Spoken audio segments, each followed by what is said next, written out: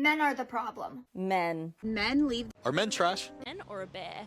It's because a man done did something to her. The bear's not gonna. So men have been. Men are the most. I'll be the first one to admit that I am not the most beautiful person. I'm not the prettiest woman in the world. But I don't think I'm ugly, right? I don't think that I have any issues in the looks department for me to attract somebody. But why is it that when I want to date, I finally want to date after being on a year-long hiatus, a little bit longer than a year, I'm ready to date, and I keep getting ghosted.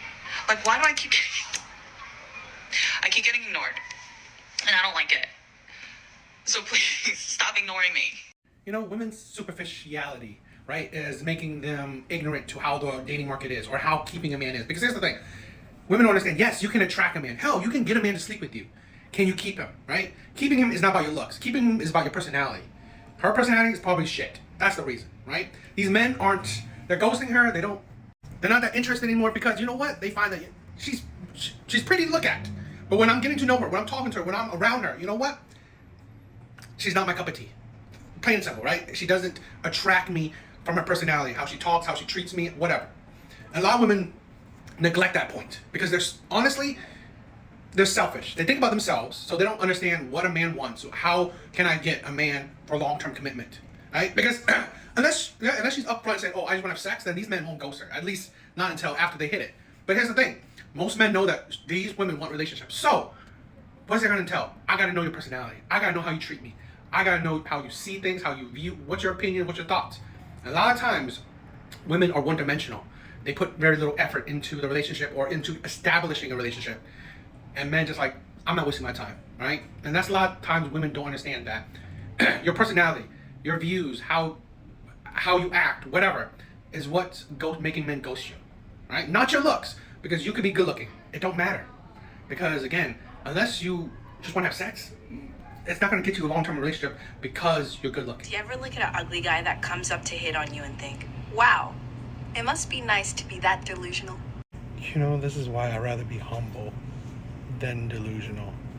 It's like you have no self-awareness.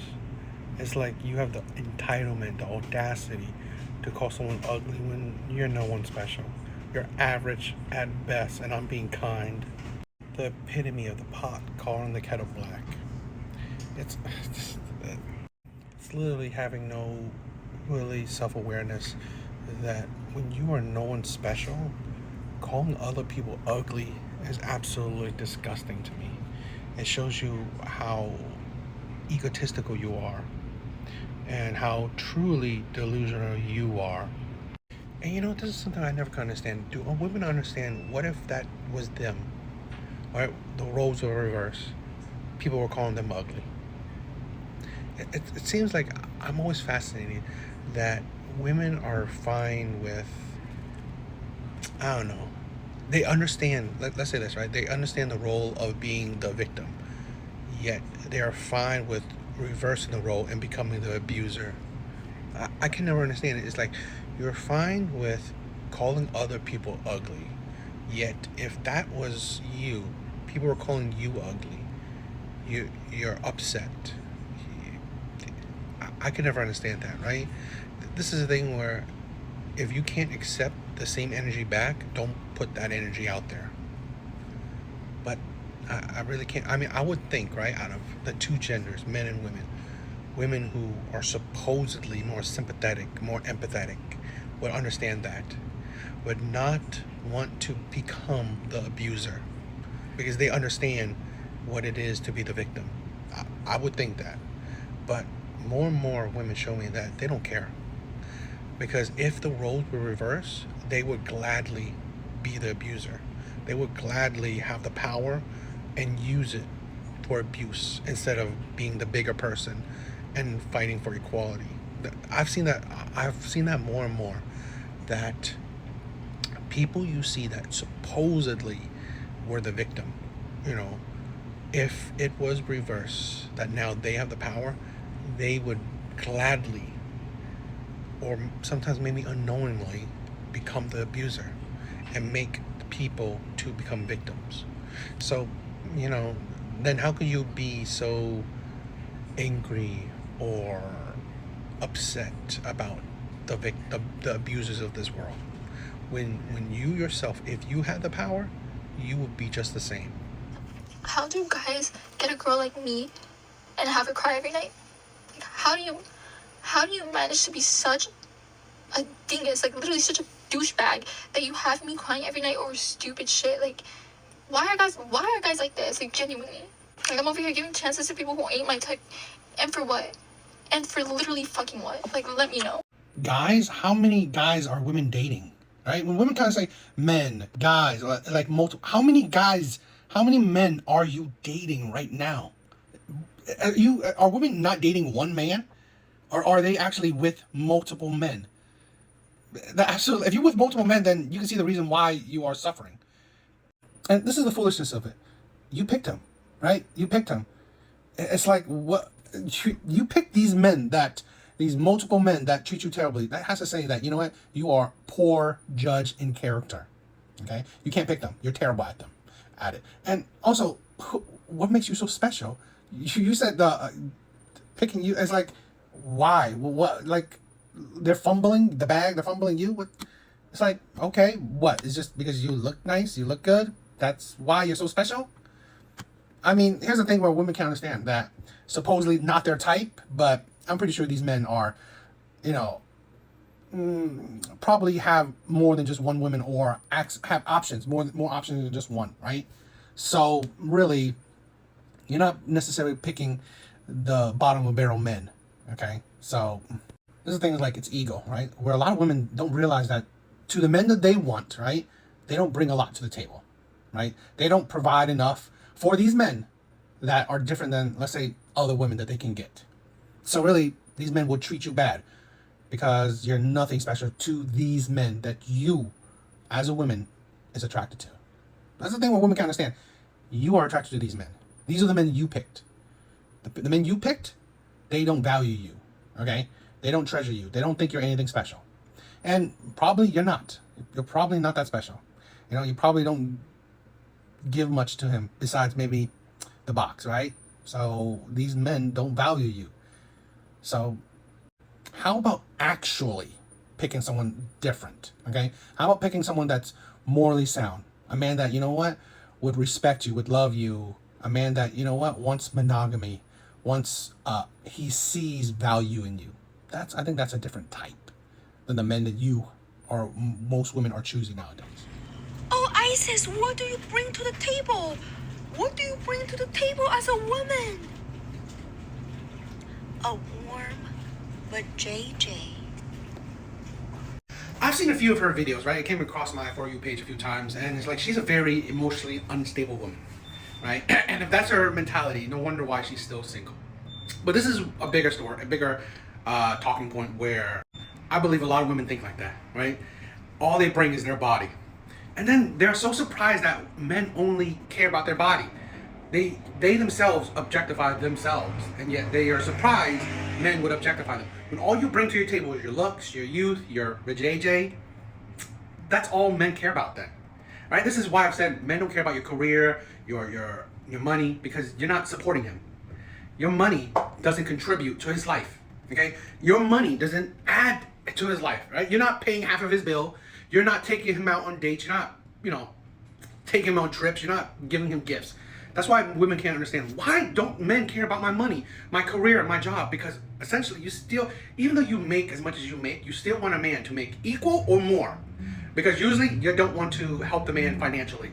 You don't want to support the man financially, which is fine. But that shows you, that has to tell you that men don't care. Now, it's cool that you have a job that hopefully you're not going to leech off of him, but women still expect you to pay for the dates, expect you to contribute to her lifestyle, right? And spoil her. So really, even if they might make as much as they make, they still expect men's money. So at the end of the day, that's why men don't care about your money.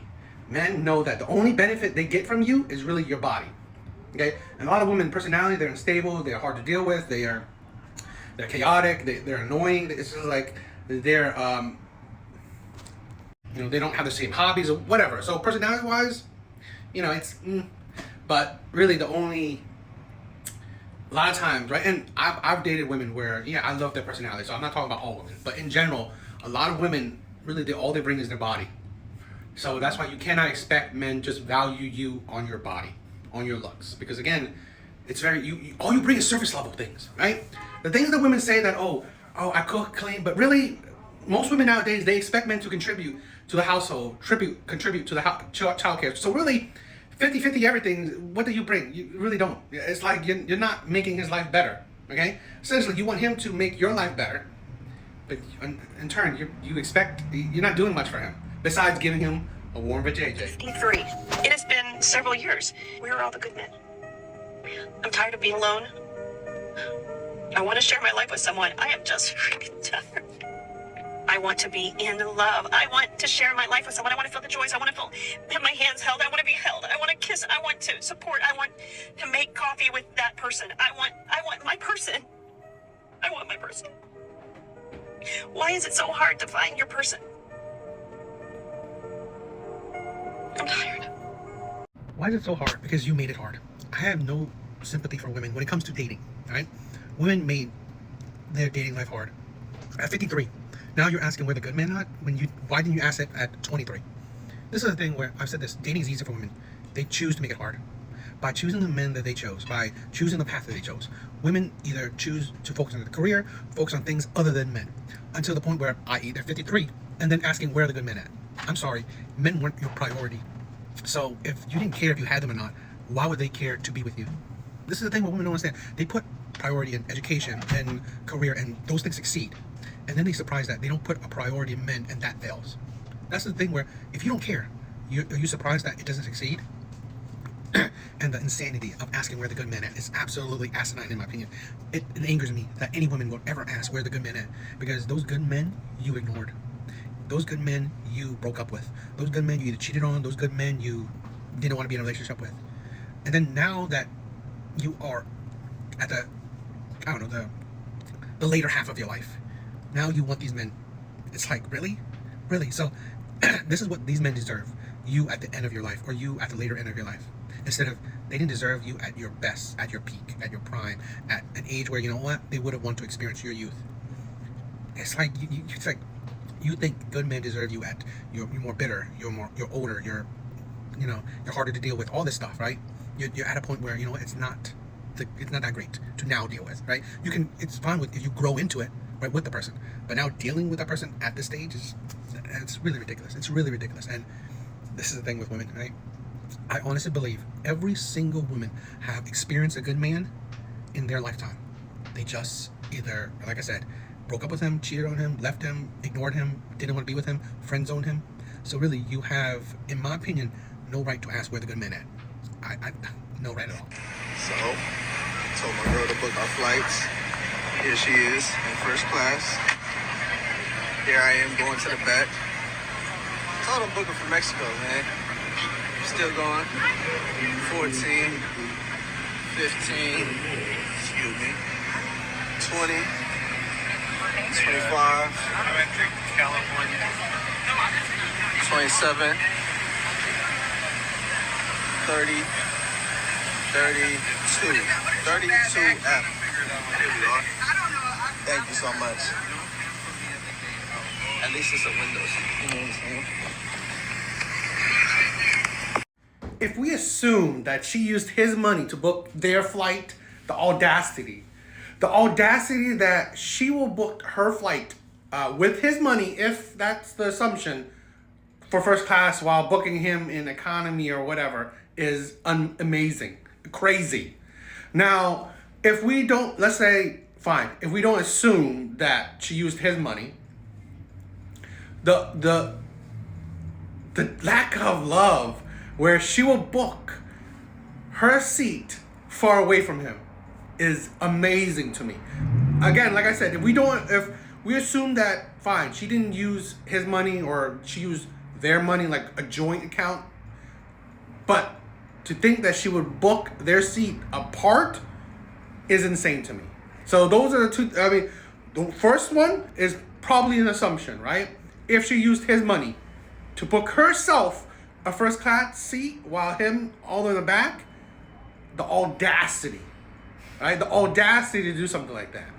But fine, if she didn't use his money, the insanity, the lack of love to book his seat far away from her is also crazy. Crazy. How's, seriously, like, how's that even love? Where your partner will book separate seats. That is absolutely crazy. I don't know, bro. I don't know. I was like, that's it. That's how, where, I don't know how you can see that there's love in that.